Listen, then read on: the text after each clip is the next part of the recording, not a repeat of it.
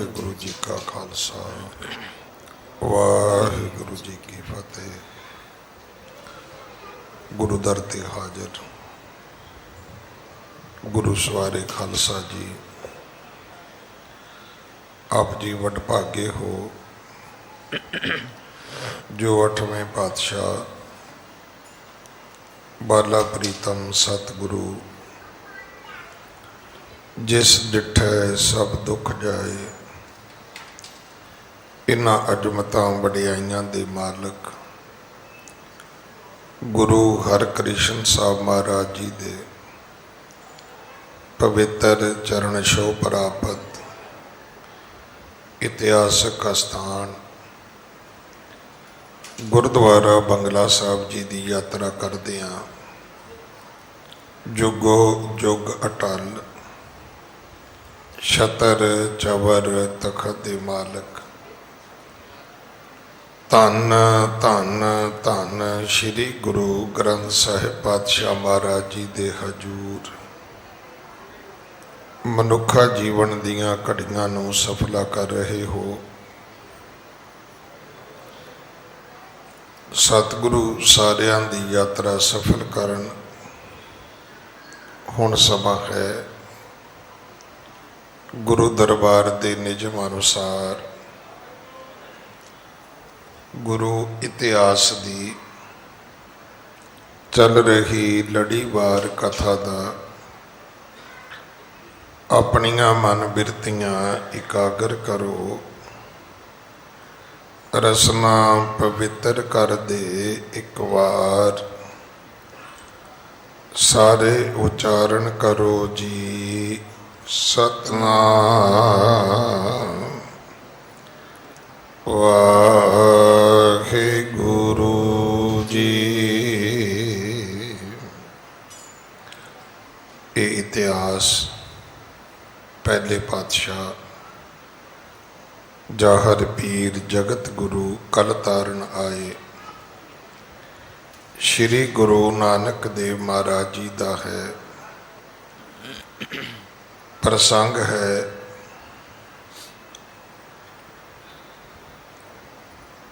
सतगुरु तकरीबन 12 साल तो बाद जो सुल्तानपुर तो गए सन, 4 चक्कां दा 9 खंड पृथ्वी का उधार करदियां वापस अपनी नगरी तलवंडी आए ने और इत्थे आके भी पहला खेतां दे विच नगर तो बाहर एक खूह दे उत्ते अपना आसन करते ने। माता पिता जी नूं पता चलिया, उन्होंने बड़ी अधीनगी नाल बेनतियां कीतियां। मां दे जिहड़े तरले सी उन्होंने सतगुरु जी नूं मना लिया। गुरु नानक देव पिता महाराज घर रहन लग पे, घर चले गए। कुछ दिन बीतण तो बाद पिता कालू जी ने सोचा भी क्यों ना होवे हुण घर ते नानक रहिंदा ही है ते दुनिया भी इसने फिर तुर के वेख लई है। कुछ दिन रहन तो बाद हुण इहनूं फर्क भी समझ आ गया होएगा कि घर विच रहन ते जंगल विच रहन विच कितना फर्क है। घर घोड़ियां ते सफ़र करना ते दुनिया विच जंगलां बेलियां दरियावां विच पैदल तुरे फिरना कितना फर्क है। घर मां दी पक्की रोटी खानी ते देशां विदेशां विच भुखे ते आए तुरे फिरना कितना फर्क है। पिता जी ने गल शुरू की, पुत्र हे सुत गृहस्थी रीत करीजै, बेख फकीरी अब तज दीजै। पुत्र फकीरां वाले कपड़े छड्ड ਤੇ ਗ੍ਰਸਤੀਆਂ ਵਾਲਾ ਜੀਵਨ ਬਤੀਤ ਕਰ। ਸਤਿਗੁਰੂ ਨੇ ਐਸੀ ਕਿਰਪਾ ਕੀਤੀ। ਆਪ ਤਾਂ ਗ੍ਰਸਤੀ ਕੀ ਬਣਨਾ ਸੀ, ਫਕੀਰੀ ਲਿਬਾਸ ਦਾ ਤਿਆਗ ਕੀ ਕਰਨਾ ਸੀ, ਸਗੋਂ ਅਸ ਕੈ ਕਿਰਪਾ ਦ੍ਰਿਸ਼ਟ ਅਵਲੋਕੀ, ਪਿਤ ਕੇ ਉਰ ਤੇ ਮਾਇਆ ਰੋਕੀ। ਉਲਟਾ ਪਿਤਾ ਤੇ ਕਿਰਪਾ ਕਰ ਦਿੱਤੀ। ਜਿਹੜੀ ਮਾਇਆ ਮੈਨੂੰ ਤੁਹਾਨੂੰ ਆਪਾਂ ਸਾਰਿਆਂ ਨੂੰ ਭਜਾਈ ਫਿਰਦੀ ਹੈ, ਇਹ ਜਦੋਂ ਅਸੀਂ ਜਨਮ ਲੈਂਦੇ ਹਾਂ, ਲਿਵ ਛੁੜਕੀ ਕਰੋ ਕਿਰਪਾ, ਲਿਵ ਛੁੜਕੀ ਲੱਗੀ ਤ੍ਰਿਸ਼ਨਾ ਮਾਇਆ ਅੰਮ੍ਰ ਵਰਤਾਇਆ। ਜਦੋਂ ਸਾਡੀ ਰੱਬ ਨਾਲੋਂ ਲਿਵ ਟੁੱਟਦੀ ਹੈ, ਸਾਡੇ ਅੰਦਰ ਤ੍ਰਿਸ਼ਨਾ ਪੈਦਾ ਹੁੰਦੀ ਹੈ ਤੇ ਸਾਡੇ ਅੰਦਰ ਇਸ ਮਾਇਆ ਦਾ ਹੁਕਮ ਵਰਤਣਾ ਸ਼ੁਰੂ ਹੋ ਜਾਂਦਾ ਹੈ। ਔਰ ਤੁਸੀਂ ਵੱਡੇ ਤੋਂ ਵੱਡੇ ਦੁਨੀਆਦਾਰ ਨੂੰ ਵੀ ਵੇਖੋਗੇ, ਉਹ ਹਰ ਰਿਸ਼ਤੇ ਨੂੰ ਪੈਸੇ ਨਾਲ ਤੋਲਦਾ ਹੈ। ਹਰ ਰਿਸ਼ਤੇ ਨੂੰ, ਮਾਂ ਬਾਪ ਕੋਲ ਪੈਸਾ ਹੋਵੇ, ਬੱਚਿਆਂ ਦਾ ਨਜ਼ਰੀਆ ਹੋਰ ਹੈ। ਮਾਂ ਬਾਪ ਕੋਲ ਪੈਸਾ ਨਾ ਹੋਵੇ ਤੇ ਬੱਚਿਆਂ ਦਾ ਨਜ਼ਰੀਆ ਹੋਰ ਹੋ ਜਾਂਦਾ ਹੈ।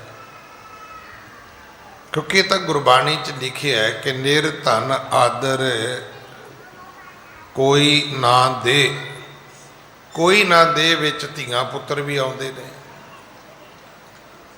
ਕੋਈ ਨਾ ਦੇ ਵਿੱਚ ਮੈਨੂੰ ਖਿਮਾ ਕਰਨਾ ਮਾਂ ਪਿਓ ਵੀ ਆਉਂਦੇ ਨੇ। ਮਖੱਟੂ ਪੁੱਤ ਦਾ ਕੋਈ ਮੂੰਹ ਨਹੀਂ ਜੇ ਚੁੰਮਦਾ। ਠੀਕ ਹੈ, ਮਾਂ ਪਿਓ ਨੂੰ ਮਜਬੂਰੀ ਬਸ ਰੋਟੀ ਤੇ ਦਿੰਦਾ, ਨਾਲ ਕਹੀ ਵੀ ਜਾਂਦਾ ਹੈ ਕਿ ਰੋਟੀ ਉਹਨਾਂ ਚਿਰ ਹੀ ਮਿਲਣੀ ਹੈ ਕਾਕਾ ਜਿੰਨਾ ਚਿਰ ਅਸੀਂ ਜਿਉਂਦੇ ਹਾਂ।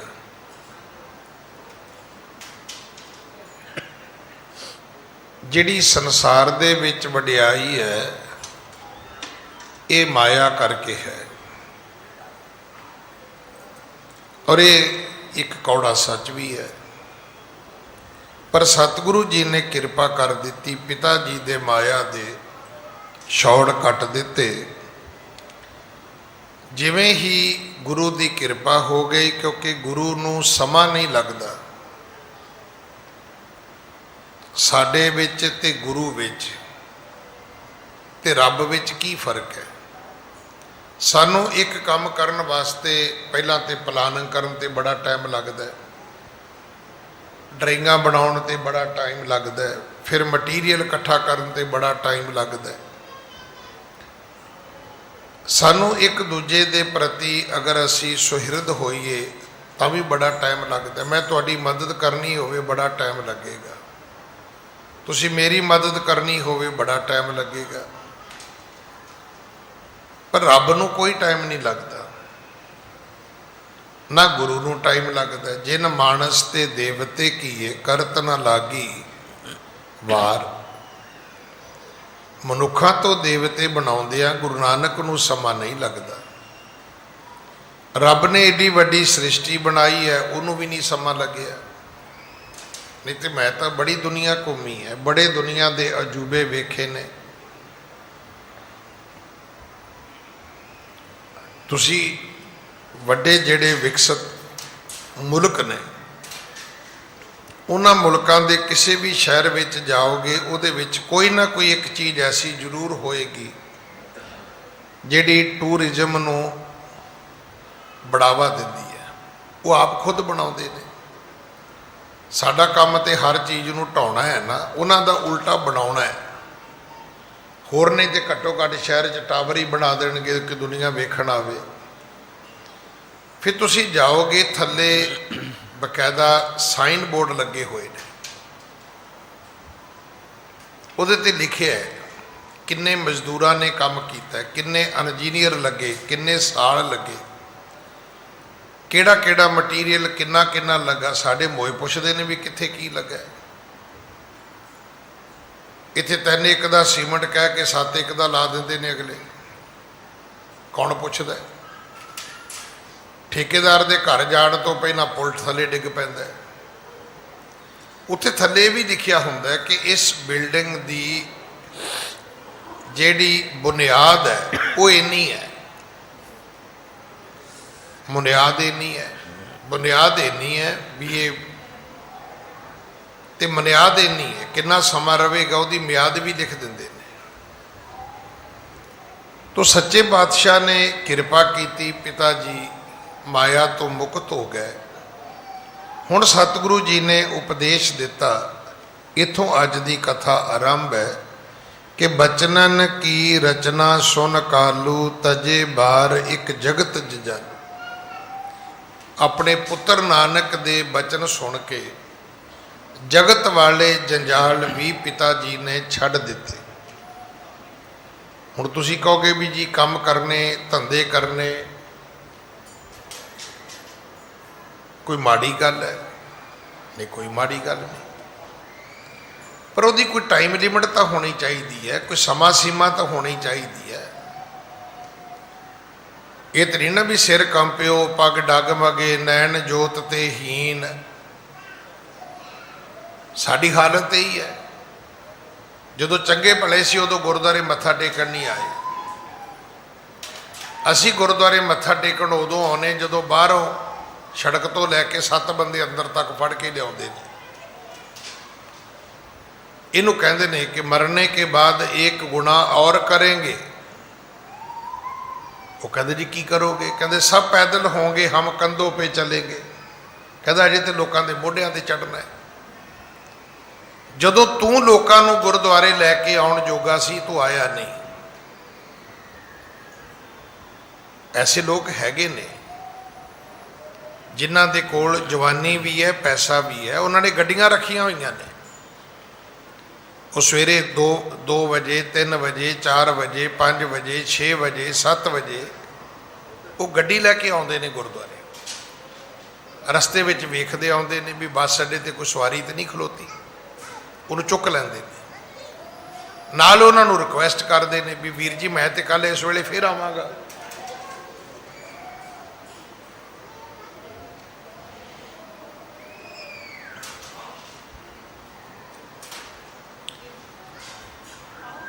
ਤੇ ਜੇ ਤੁਸੀਂ ਮੇਰੇ ਨਾਲ ਚੱਲਣਾ ਹੋਵੇ ਤੇ ਜਾਂ ਮੇਰਾ ਟੈਲੀਫੋਨ ਨੰਬਰ ਲੈ ਲਓ ਜਾਂ ਮੈਨੂੰ ਕੱਲ 7 ਵਜੇ ਇੱਥੇ ਹੀ ਮਿਲਿਓ ਜੀ। ਹੁਣ ਜਦੋਂ ਤੁਸੀਂ ਕਿਸੇ ਨੂੰ ਨਾਲ ਲਿਆ ਸਕਦੇ ਸੀ, ਤੁਸੀਂ ਵੜੇ ਹੀ ਨਹੀਂ ਗੁਰਦੁਆਰੇ। ਤੇ ਜਦੋਂ ਘਰਦਿਆਂ ਨੇ ਤੁਹਾਨੂੰ ਚੱਲਣਾ ਬੰਦ ਕਰਤਾ, ਹੁਣ ਤੁਸੀਂ ਗੁਰਦੁਆਰੇ ਨੂੰ ਤੁਰ ਪਏ। ਹੁਣ ਕਦੇ ਇੱਧਰ ਵੱਜਦੇ ਫਿਰਦੇ ਆ, ਕਦੇ ਇੱਧਰ ਵੱਜਦੇ ਫਿਰਦੇ ਆ। ਹੁਣ 5 ਬੰਦੇ ਸਾਨੂੰ ਮੱਥਾ ਟਿਕਾਉਣ ਲਈ ਚਾਹੀਦੇ ਨੇ। ਹੁਣ ਸਾਨੂੰ ਗੁਰਦੁਆਰੇ ਦੀ ਸੋਝੀ ਆ ਗਈ। ਇਹਦਾ ਅਰਥ ਇਹ ਨਹੀਂ ਕਿ ਇਸ ਉਮਰ 'ਚ ਗੁਰਦੁਆਰੇ ਨਹੀਂ ਆਉਣਾ ਚਾਹੀਦਾ, ਆਓ, ਪਰ ਜਿਹੜਾ ਵਕਤ ਆਉਣ ਦਾ ਸੀ ਉਹ ਤੇ ਗਵਾ ਲਿਆ ਭਾਈ। ਉਦੋਂ ਵੀ ਆਉਣਾ ਚਾਹੀਦਾ ਸੀ। ਤੋ ਇਸ ਕਰਕੇ ਪਿਤਾ ਜੀ ਨੇ ਦੁਨੀਆ ਦੇ ਜੰਜਾਲ ਛੱਡ ਦਿੱਤੇ। ਗੁਰੂ ਨੇ ਕਿਰਪਾ ਕਰ ਦਿੱਤੀ। ਵੇਖੋ ਤੁਸੀਂ ਸਰਕਾਰੀ ਨੌਕਰੀ ਵੀ ਕਰਦੇ ਹੋ, ਵੱਧ ਤੋਂ ਵੱਧ 65 ਸਾਲ ਤੱਕ ਵਿਦੇਸ਼ਾਂ ਵਿੱਚ। ਸਾਡੇ ਤੇ ਉਲਟਾ ਕੰਮ ਹੈ, 55-57 ਸਾਲ ਦਾ ਹੀ ਬੰਦਾ ਤੋਰ ਦਿੰਦੇ ਨੇ। ਵਿਦੇਸ਼ਾਂ 'ਚ ਨਹੀਂ ਤੋਰਦੇ, ਉਹ 65 ਸਾਲ ਤੱਕ ਕੰਮ ਲੈਂਦੇ ਨੇ। ਜੇ ਜਿਉਂਦਾ ਰਵੇ ਤੇ ਮੁੜ ਕੇ ਪੈਨਸ਼ਨ ਦਿੰਦੇ ਨੇ, ਨਹੀਂ ਤੇ ਸਾਰੇ ਪੈਸੇ ਹਜਮ ਕਰ ਲੈਂਦੇ ਨੇ ਉਹ। ਨਾਲੇ ਬੰਦਾ ਠੀਕ ਠਾਕ ਰਹਿੰਦਾ, ਨਾਲੇ ਬੰਦਾ ਠੀਕ ਰਹਿੰਦਾ। ਪਰ ਉਸ ਤੋਂ ਬਾਅਦ ਉਹ ਜੌਬ ਨਹੀਂ ਕਰਦੇ। 65 ਸਾਲ ਤੋਂ ਬਾਅਦ ਫਿਰ ਬੰਦਾ ਟਿਫਨ ਲੈ ਕੇ ਤੁਰਿਆ ਹੋਇਆ ਹੈ ਵੀ ਕਿਤੇ ਤਾਂ ਜਾ ਕੇ ਅਸੀਂ ਕਹੀਏ ਵੀ ਨਹੀਂ ਹੁਣ ਬਸ, ਹੁਣ ਬੱਚੇ ਆਪੇ ਕਮਾਉਣ ਆਪੇ ਖਾਣ, ਮੈਂ ਤਾਂ ਭਾਈ ਜਾਂ ਸੇਵਾ ਕਰਾਂਗਾ ਜਾਂ ਭਗਤੀ ਕਰਾਂਗਾ। ਇਹ ਨਹੀਂ ਕਿ ਕੰਮ ਛੱਡਣਾ, ਕੰਮ ਨਹੀਂ ਛੱਡਣਾ। ਫਿਰ ਕੰਮ ਆਪਣੇ ਜਾਂ ਬੱਚਿਆਂ ਲਈ ਨਹੀਂ ਕਰਨਾ। ਹੁਣ ਕੰਮ ਜਾਂ ਧਰਮ ਲਈ ਕਰੋ ਜਾਂ ਸਮਾਜ ਲਈ ਕਰੋ। ਹੁਣ ਜੇ ਮੈਂ ਇੱਥੇ ਬਹਿ ਕੇ ਬੋਲਾਂਗਾ, ਤੁਸੀਂ ਕਹਿਣਾ ਜੀ ਤੇ ਦੂਜੇ ਧਰਮ ਦਾ ਪ੍ਰਚਾਰ ਕਰਦਾ। ਸਾਡੇ ਇੱਥੇ ਅਗਰ ਆਉਂਦਾ ਵੀ ਹੈ ਕੋਈ ਬੰਦਾ ਤੇ ਇੱਕ ਜੁੱਤੀ ਨੂੰ 3 ਵਾਰੀ ਪਾਲਿਸ਼ ਹੋ ਰਹੀ ਹੈ। एक बारी मैं की, दूजी बारी दूजे ने फड़ ली, तीजी बारी तीजे ने फड़ ली। अज जाओ अक्षरधाम जाके वेखो तुसी, IS IPS secretary director rank के आदमी उत्थे तुहानूं पार्किंग च खलोते मिलणगे।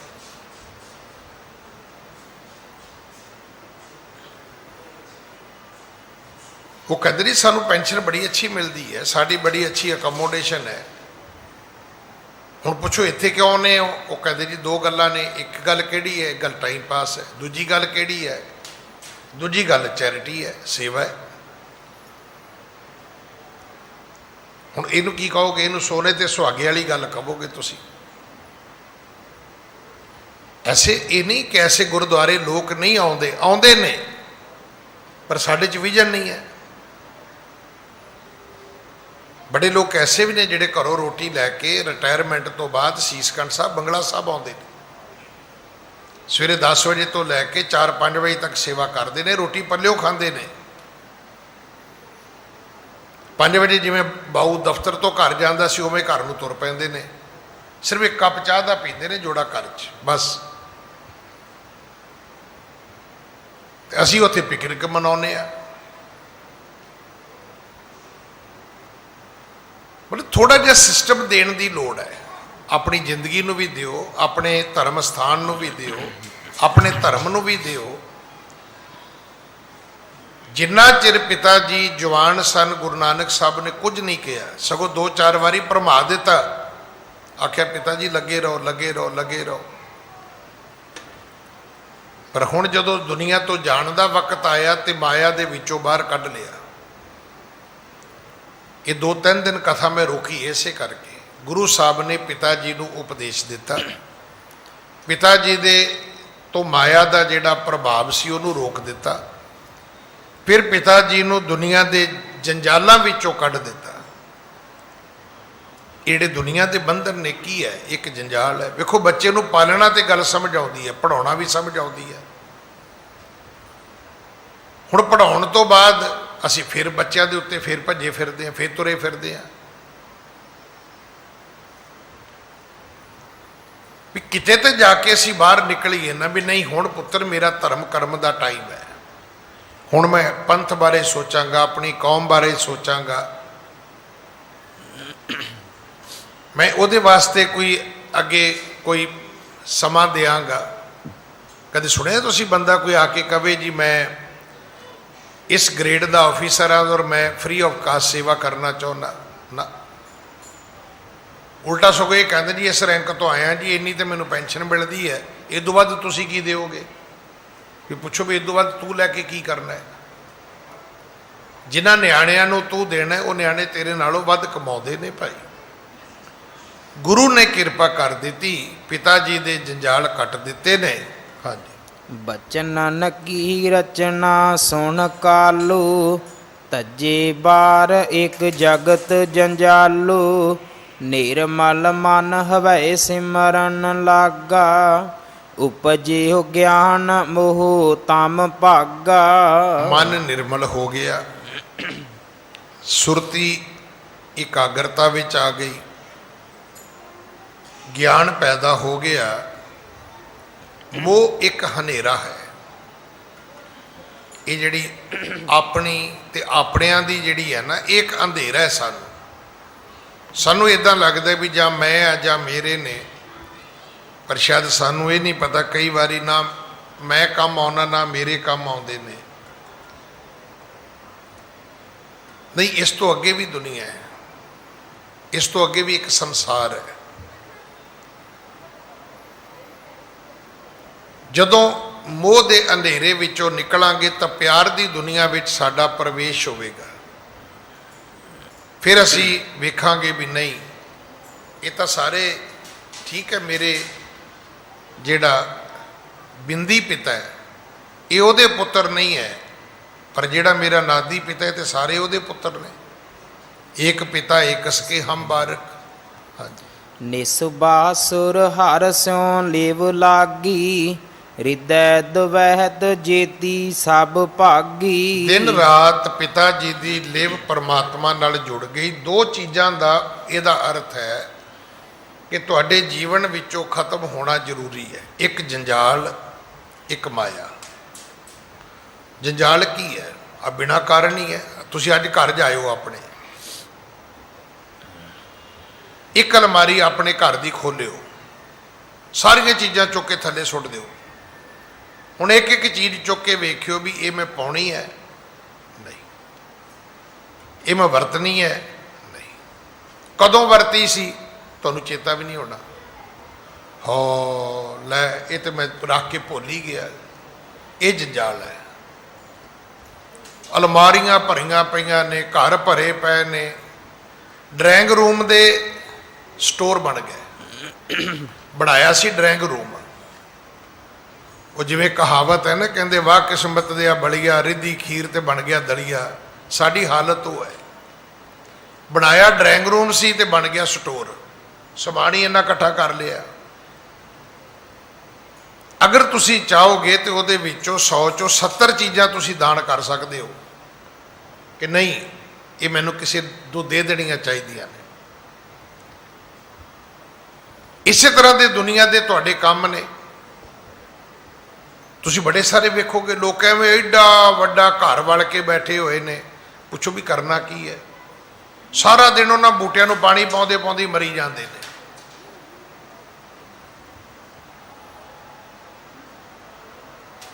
ਮਤਲਬ ਹੱਦ ਹੈ। ਇਹ ਮੁਗਲੀਆ ਗਾਰਡਨ ਨਹੀਂ ਹੈ। ਇਹ ਕੋਈ ਰਾਸ਼ਟਰਪਤੀ ਦਾ ਘਰ ਨਹੀਂ ਵੀ ਦੁਨੀਆ ਵੇਖਣ ਆਏਗੀ। ਤੇਰੇ ਘਰ ਨੂੰ ਕਿਹਨੇ ਵੇਖਣ ਆਉਣਾ? ਇਹਦੇ ਨਾਲੋਂ ਛੋਟਾ ਘਰ ਹੁੰਦਾ, ਥੋੜੇ ਜਿਹੇ ਬੂਟੇ ਹੁੰਦੇ, ਤੂੰ ਪਾਣੀ ਪਾਉਣੋਂ ਮੁੜ ਕੇ ਗੁਰਦੁਆਰੇ ਚਲਾ ਜਾਣੋ, ਉੱਥੇ ਜਾ ਕੇ ਤੂੰ ਸੇਵਾ ਕਰ ਦੋ, ਫਿਰ ਪੁੱਛ ਦੋ ਵੀ ਮੈਨੂੰ ਦੱਸੋ ਜੀ ਕਿਹੜੀ ਸੇਵਾ ਦੀ ਲੋੜ ਹੈ। ਕਿਸੇ ਬਿਮਾਰ ਨੂੰ ਦਵਾਈ ਦਵਾ ਦੇਣੋ, ਕਿਸੇ ਨੂੰ ਬੱਚੇ ਨੂੰ ਟਿਊਸ਼ਨ ਪੜ੍ਹਾ ਦੇਣੋ, ਆਪੇ ਭਲਾ ਹੋ ਜਾਂਦਾ। ਐਸੇ ਲੋਕ ਵੀ ਹੈਗੇ ਨੇ ਜਿਹੜੇ ਆ ਕੇ ਗੁਰਦੁਆਰਿਆਂ ਵਿੱਚ ਬਹਿੰਦੇ ਨੇ, ਫ੍ਰੀ ਲੋਕਾਂ ਦੇ ਕੇਸ ਲੜਦੇ ਨੇ ਵੀ ਅਸੀਂ ਵਕੀਲ ਆ, ਲੀਗਲ ਐਡਵਾਈਸ ਦਿੰਦੇ ਨੇ। ਤੁਹਾਡੀ ਖਾਤਰ ਜਾ ਕੇ ਕੋਰਟ 'ਚ ਖੜੇ ਹੋ ਜਾਂਦੇ ਨੇ ਬਿਨਾਂ ਫੀਸ ਤੋਂ। ਕਈ ਸੋਸ਼ਲ ਬੜੇ ਬੰਦੇ ਹੁੰਦੇ ਨੇ, ਉਹ ਬੈਠ ਜਾਂਦੇ ਨੇ, ਆ ਗਏ ਜੀ ਇਹ ਸਾਡੀ ਜੀ ਕੁੜੀ ਮੁੰਡੇ ਦੀ ਲੜਾਈ ਹੋ ਗਈ, ਉਹ ਕਹਿੰਦੇ ਜੀ ਮੈਂ ਤੁਹਾਨੂੰ ਕਲਾਸ ਦਿੰਦਾ। ਉਹਨਾਂ ਨੂੰ ਬਿਠਾਉਂਦੇ ਨੇ, ਬੱਚਿਆਂ ਦੇ ਸਮਝੌਤੇ ਕਰਾ ਦਿੰਦੇ ਨੇ, ਪਰਿਵਾਰ ਵਸਾ ਦਿੰਦੇ ਨੇ। ਸਤਿਗੁਰੂ ਪਿਤਾ ਮਹਾਰਾਜ ਦੇ ਇਸ ਕਥਾ ਤੋਂ ਪਤਾ ਲੱਗਦਾ ਹੈ ਦੋ ਚੀਜ਼ਾਂ ਚੋਂ ਨਿਕਲਣਾ ਜ਼ਰੂਰੀ ਹੈ। ਇੱਕ ਮਾਇਆ ਦੇ ਮੋਹ ਚੋਂ, ਇੱਕ ਜੰਜਾਲ ਚੋਂ। ਅਸੀਂ ਬਿਨਾਂ ਕਾਰਨ ਜੰਜਾਲ ਵਿੱਚ ਫਸੇ ਆ। ਤੁਸੀਂ ਕਈ ਬੰਦਿਆਂ ਦੇ ਘਰ ਜਾਓਗੇ, ਮੈਂ ਗਿਆ ਇੱਕ ਦਿਨ ਫਰੀਦਾਬਾਦ, ਮੁੜ ਕੇ ਗਿਆ ਹੀ ਨਹੀਂ। ਉਹ 15 ਦੇ ਕਾਰਾਂ ਬੂਹੇ ਕੇ ਖੜੀ ਕਰੀ ਬੈਠਾ, ਆ ਇਹ ਨੰਬਰ ਹੈ ਜੀ, ਇਹ ਚੰਡੀਗੜ੍ਹ ਦਾ ਹੈ ਜੀ, ਇਹ ਉੱਥੋਂ ਦਾ ਹੈ ਜੀ, ਇਹ ਉੱਥੋਂ ਦਾ ਹੈ ਜੀ। ਪਹਿਲਾਂ ਤਾਂ ਮੈਂ ਲੱਗਾ ਸੀ ਪੁੱਛਣ ਵੀ ਸਬਜ਼ੀ ਕਿਹੜੀ ਤੇ ਲੈ ਕੇ ਆਉਣਾ ਹੈ, ਬਾਥਰੂਮ ਕਿਹੜੀ ਤੇ ਜਾਣਾ ਹੈ ਤੂੰ, ਮਦਰ ਡੇਅਰੀ ਤੇ ਦੁੱਧ ਲੈਣ ਕਿਹੜੀ ਕਾਰ ਤੇ ਬਹਿ ਕੇ ਜਾਣਾ ਹੈ ਤੂੰ। ਐਵੇਂ ਬਿਨਾਂ ਵਜ੍ਹਾ ਹੀ। ਜਿੰਨੀ ਜ਼ਰੂਰਤ ਹੈ, ਸਤਿਗੁਰੂ ਨੇ ਕਦੇ ਨਹੀਂ ਤੁਹਾਨੂੰ ਕਿਹਾ। ਤੁਸੀਂ ਸ਼ਬਦ ਪੜ੍ਹੋਗੇ ਗੁਰੂ ਗ੍ਰੰਥ ਸਾਹਿਬ ਮਹਾਰਾਜ ਦਾ, ਭਗਤ ਧੰਨਾ ਜੀ ਦਾ, ਤੇ ਇੱਕ ਇੱਕ ਚੀਜ਼ ਮੰਗ ਕੇ ਲਈਏ ਰੱਬ ਕੋਲੋਂ। ਆਖਿਆ ਜੁੱਤੀ ਵੀ ਚੰਗੀ ਚਾਹੀਦੀ ਹੈ, ਕੱਪੜਾ ਵੀ ਚੰਗਾ ਚਾਹੀਦਾ, ਇੱਥੋਂ ਤੱਕ ਕਿਹਾ ਵੀ ਘਰ ਵਾਲੀ ਵੀ ਚੰਗੀ ਚਾਹੀਦੀ ਹੈ। ਇਹ ਨਾ ਹੋਵੇ ਕਿ ਮੈਂ ਉਹਦੀ ਗੁੱਤ ਫੜੀ ਹੋਵੇ ਤੇ ਉਹਨੇ ਵੇਲਣਾ ਫੜਿਆ ਹੋਵੇ। ਨਹੀਂ, ਇੱਦਾਂ ਦੀ ਨਹੀਂ ਚਾਹੀਦੀ। ਘਰ ਕੀ ਗੀਹਣ ਚੰਗੀ ਚੰਗੀ, ਜਨ ਧੰਨਾ ਲੇਵੈ ਮੰਗੀ ਮੰਗੀ। ਕਹਿੰਦੇ ਮੈਂ ਮੰਗ ਕੇ ਲੈਣਾ ਵੀ ਪਰਮਾਤਮਾ ਸਤੀ ਸਵਿਤਰੀ ਸੁਆਣੀ ਦਵੀਂ ਮੈਨੂੰ। ਜੰਜਾਲ ਵੀ ਤੁਹਾਨੂੰ ਛੱਡਣੇ ਪੈਣੇ ਨੇ। ਤੁਸੀਂ ਅੱਜ ਤੋਂ ਬਾਅਦ ਨੋਟ ਕਰਿਓ ਘਰ ਵਿੱਚ ਤੁਹਾਡਾ ਕਿੰਨਾ ਸਮਾਂ ਵੇਸਟ ਹੁੰਦਾ ਹੈ। ਕਿਹੜੀਆਂ ਚੀਜ਼ਾਂ ਤੇ, ਜਿਹੜੀਆਂ ਚੀਜ਼ਾਂ ਤੁਹਾਡੇ ਲਈ ਵਰਥ ਨਹੀਂ ਹੈਗੀਆਂ, ਜਿਨ੍ਹਾਂ ਦਾ ਤੁਹਾਡੇ ਨਾਲ ਕੋਈ ਸੰਬੰਧ ਨਹੀਂ ਹੈ, ਉਹ ਬਿਨਾਂ ਵਜ੍ਹਾ ਹੀ ਤੁਸੀਂ ਇੱਕ ਭਾਰ ਬੱਧਾ ਹੋਇਆ ਆਪਣੇ ਆਪ ਤੇ। ਪਿਤਾ ਕਾਲੂ ਜੀ ਇਹਨਾਂ ਚੀਜ਼ਾਂ ਚੋਂ ਨਿਕਲ ਗਏ। ਹਾਂਜੀ। ਏਕ ਲਖਿਓ ਪਰਮਾਤਮ ਸਾਰੇ, ਅਨਕ ਕਲਪਨਾ ਕੀਨ ਨਿਵਾਰੇ। ਹੁਣ ਸਮਝ ਆ ਗਈ, ਇੱਕ ਪਰਮਾਤਮਾ ਹੈ ਤੇ ਬਾਕੀ ਕਲਪਨਾਵਾਂ ਸਾਰੀਆਂ ਹੀ ਗਲਤ ਨੇ। ਬਾਕੀ ਜੋ ਕੁਝ ਵੀ ਤੁਸੀਂ ਸੋਚੀ ਜਾਂਦੇ ਹੋ, ਬਣਾਈ ਜਾਂਦੇ ਹੋ, ਜੋੜੀ ਜਾਂਦੇ ਹੋ, ਇਹ ਤੁਹਾਡੇ ਕੰਮ ਦਾ ਨਹੀਂ ਹੈ। ਅਵਰ ਕਾਜ ਤੇਰਾ ਕਿਤੈ ਨਾ ਕਾਮ, ਮਿਲ ਸਾਧ ਸੰਗਤ ਭਜ ਕੇਵਲ ਨਾਮ। ਹਾਂਜੀ। ਜਿਉ ਸਰਾਫ ਭੂਖਨ ਮਤ ਤਿਆਗੇ, ਬੋਲ ਲੇਤ ਕੰਚਨ ਹਿਤ ਪਾਗੇ। ਜਿਵੇਂ ਇੱਕ ਸੁਨਿਆਰਾ ਗਹਿਣਿਆਂ ਦੀ ਮੱਤ ਤਿਆਗ ਦਿੰਦਾ ਹੈ, ਮੋਲ ਲੇਤ ਕੰਚਨ ਹਿਤ ਪਾਗੇ, ਤੇ ਫਿਰ ਕੀ ਕਰਦਾ ਹੈ? ਸੋਨੇ ਦੇ ਪ੍ਰੇਮ ਦੇ ਵਿੱਚ ਲੱਗ ਕੇ ਮੋਲ ਲੇਤ, ਮੁੱਲ ਖਰੀਦਦਾ ਹੈ। ਹਾਂਜੀ।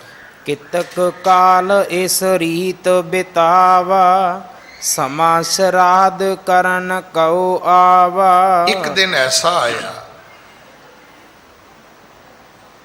ਜਦੋਂ ਪਿਤਾ ਜੀ ਹਰ ਸਾਲ ਆਪਣੇ ਘਰ ਵਿੱਚ ਸਰਾਧ ਕਰਦੇ ਸੀ।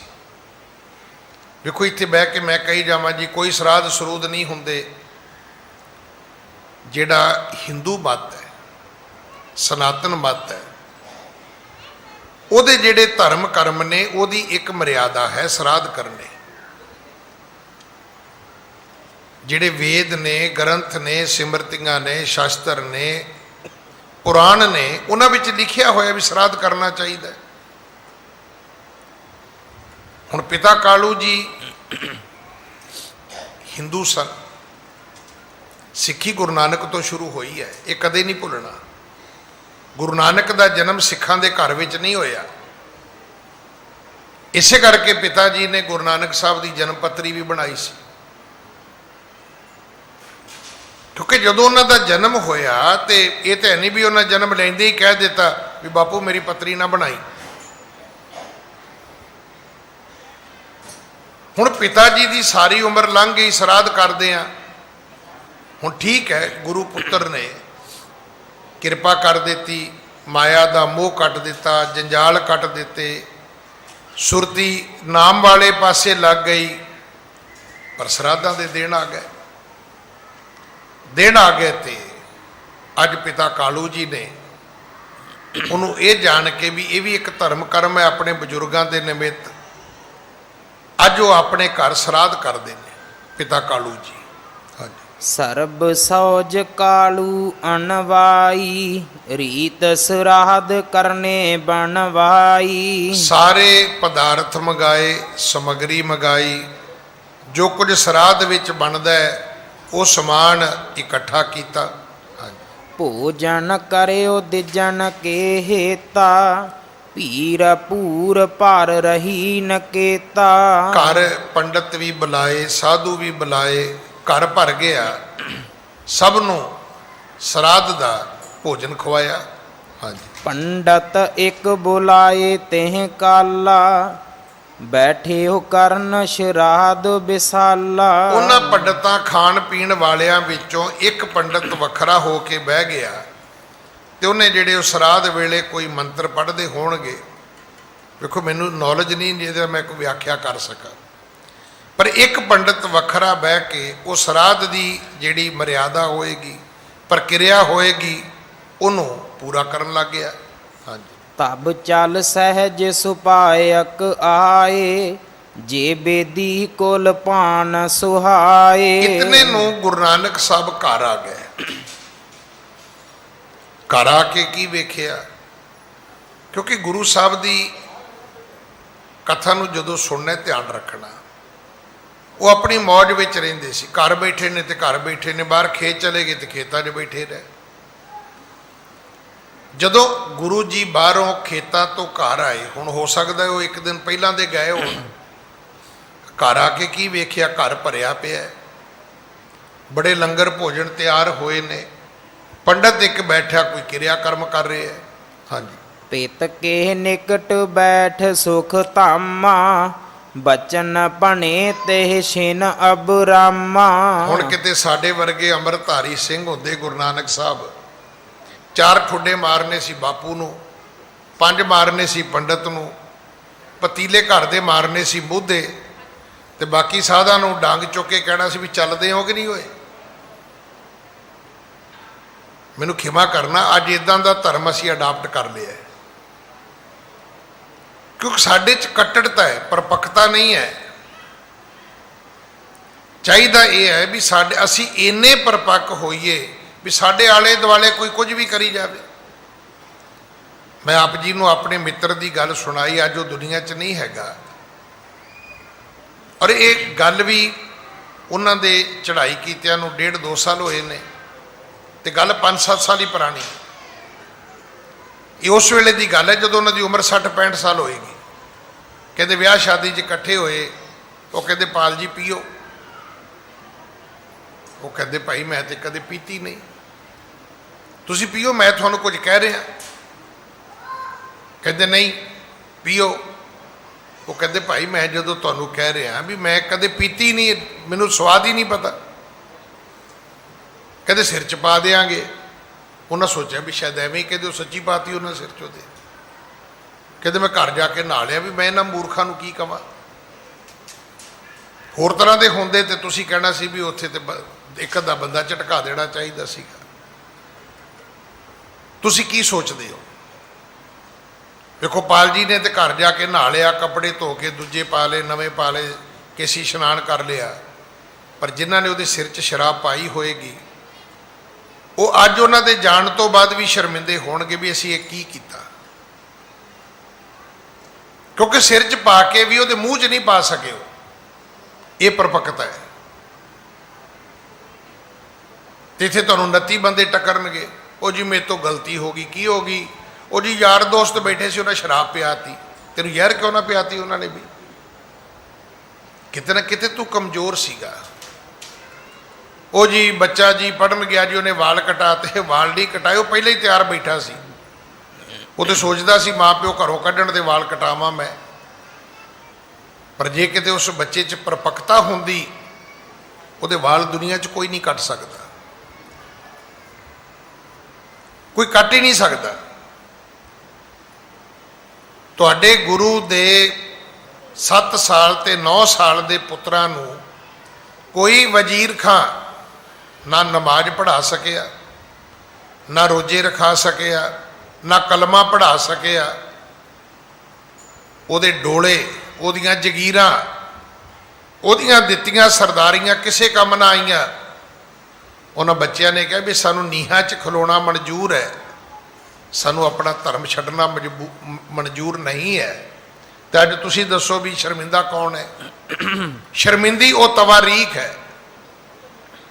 ਮੇਰੇ ਗੁਰੂ ਦੇ ਲਾਲ ਸ਼ਰਮਿੰਦੇ ਨਹੀਂ, ਉਹ ਤਵਾਰੀਖ ਸ਼ਰਮਿੰਦੀ ਹੈ। ਉਹ ਸਰਹੰਦ ਦੀ ਧਰਤੀ ਸ਼ਰਮਿੰਦੀ ਹੈ। ਉਸ ਹਕੂਮਤ ਨੂੰ ਸ਼ਰਮ ਹੈ ਜਿਸ ਹਕੂਮਤ ਨੇ ਪਾਪ ਕੀਤਾ ਹੈ। ਇਹ ਸ਼ਰਮਿੰਦਗੀ ਉਸ ਹਕੂਮਤ ਵਾਸਤੇ ਹੈ ਕਿ ਤੁਸੀਂ ਨਿੱਕੇ ਨਿੱਕੇ ਬੱਚਿਆਂ ਨੂੰ ਤੋਂ ਨਮਾਜ਼ ਤੇ ਨਹੀਂ ਨਾ ਪੜ੍ਹਾ ਸਕੇ, ਰੋਜ਼ੇ ਤੇ ਨਹੀਂ ਰਖਾ ਸਕੇ ਨਾ ਉਹਨਾਂ ਕੋਲੋਂ। ਇਹਨੂੰ ਪਰਪੱਕਤਾ ਕਹਿੰਦੇ ਨੇ। ਸਾਡੇ 'ਚ ਹੈ ਨਹੀਂ। ਅਸੀਂ ਤੇ ਬਹਾਨਾ ਲੱਭਦੇ ਫਿਰਦੇ ਹਾਂ ਵੀ ਨਹੀਂ ਜੀ 4 ਬੰਦਿਆਂ ਨੇ ਫੜ ਕੇ ਪਿਆਤੀ ਜੀ। ਚਲੋ ਮੰਨ ਲਓ ਇੱਕ ਵਾਰੀ ਪਿਆਤੀ, ਫਿਰ ਤੂੰ ਆ ਕੇ ਐਤਵਾਰ ਅੰਮ੍ਰਿਤ ਛਕ ਲੈ। ਉਹਨੇ ਜੀ ਫਿਰ ਮੈਂ ਪੀਣ ਲੱਗ ਗਿਆ। ਇਹਦਾ ਮਤਲਬ ਕੀ ਹੈ? ਵੀ ਤੂੰ ਅੰਦਰੋਂ ਪਹਿਲਾਂ ਹੀ ਕਾਣਾ ਸੀ। ਇਹਦਾ ਅਰਥ ਹੈ ਵੀ ਤੇਰੇ ਅੰਦਰ ਪਹਿਲਾਂ ਹੀ ਪਾਪ ਸੀਗਾ।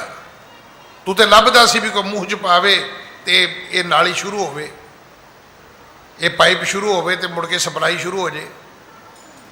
ਕਿਤੇ ਨਾ ਕਿਤੇ ਜਾ ਕੇ ਅਸੀਂ ਕਮਜ਼ੋਰ ਆ। ਗੁਰੂ ਨਾਨਕ ਸਾਹਿਬ ਬਾਹਰੋਂ ਆਏ, ਉਹਨਾਂ ਨੇ ਆਪਣੇ ਪਿਤਾ ਨੂੰ ਬੁਰਾ ਭਲਾ ਨਹੀਂ ਕਿਹਾ। ਨਹੀਂ ਤੇ ਕਹਿਣਾ ਚਾਹੀਦਾ ਸੀ ਬੁੱਢਿਆ ਤੈਨੂੰ ਗਿਆਨ ਦਿੰਦਿਆਂ ਮਰ ਗਿਆ, ਆ ਕੀ ਕੀਤਾ ਹੀ ਨਾ।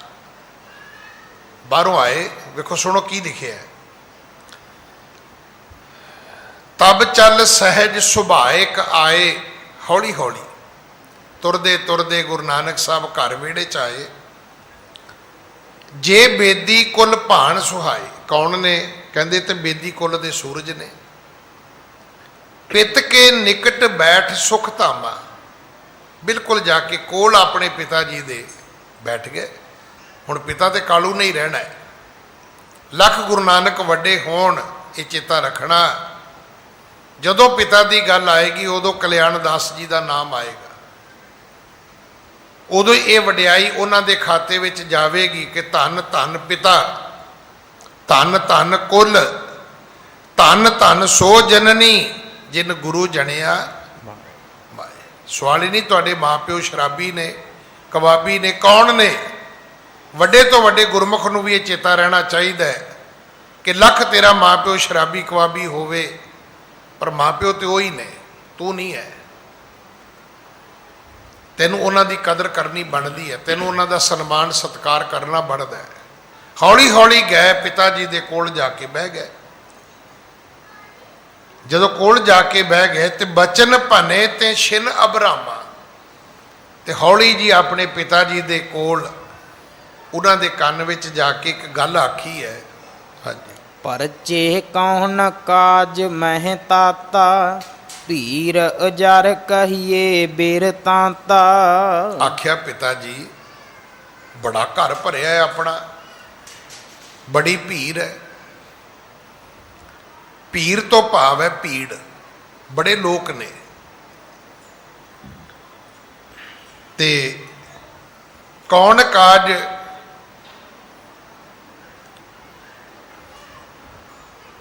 ਪਿਤਾ ਜੀ ਹੋ ਕੀ ਰਿਹਾ?